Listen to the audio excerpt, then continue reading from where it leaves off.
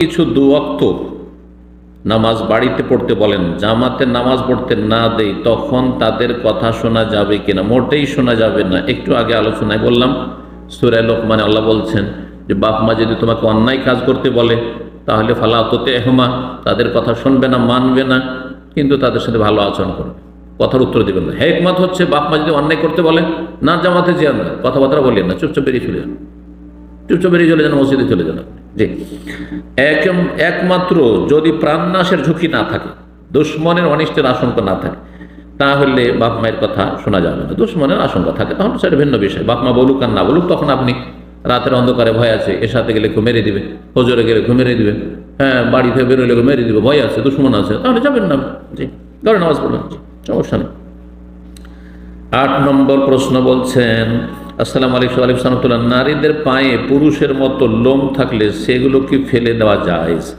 নারীদের শরীরে যেসব লোম থাকে সেগুলি হচ্ছে 3 ভাগে বিভক্ত, 3 রকমের।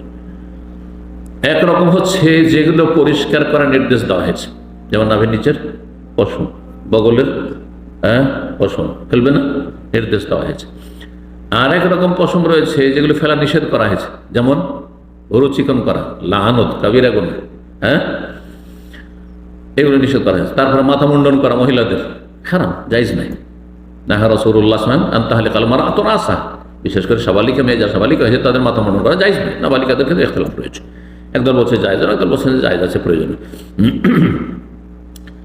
3 নম্বর, তৃতীয় রকমের পশম হচ্ছে যেগুলোর ক্ষেত্রে শরীয়তে হাও নেই নাও নেই, মানে নির্দেশন নেই যে সেগুলো কি করো, ফেলে দাও, পরিষ্কার করো, আর নিষেধন নাই যে না সেগুলোতে হাত দিতে পারবে না, যেমন ভুরু চিকন করতে পারবে না, মাথা মুন্ডন করতে, এইরকম কথা না। যেমন হাতে অনেক মেয়েদের পায়ে ছেলেদের মতো চুল আছে, বুকেও যদি চুল হয়ে যায়, মোচ যদি চলে আসে পুরুষদের মতো, তাহলে তারা সাফ করতে পারবে। কারণ বিশেষ করে মোচের বিষয়টি সেটা আসলে মহিলাদের সৌন্দর্যের পরিপন্থী বিষয়, সুতরাং সেটা পরিষ্কার করবে।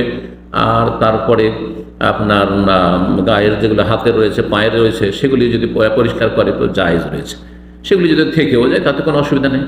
কিন্তু যদি মনে হয় যে না স্বামী এগুলো পছন্দ করে না, এই চুল পছন্দ করে না, কারণ মহিলাদের গায়ে পশম পছন্দ লাগে না, হাতে বা পায়ে, কিন্তু পুরুষদের বুকে চুল না থাকলে অত ভালো লাগে না, হাতে মোটামুটি কিছুটা চুল, খুব বেশি থাকলে আবার খুব একটা ভালো লাগবে না, কিন্তু মাঝারি যদি পশম না থাকে তো ভালো লাগবে না, পায়েও যদি না থাকে তো মহিলা মহিলা লাগবে।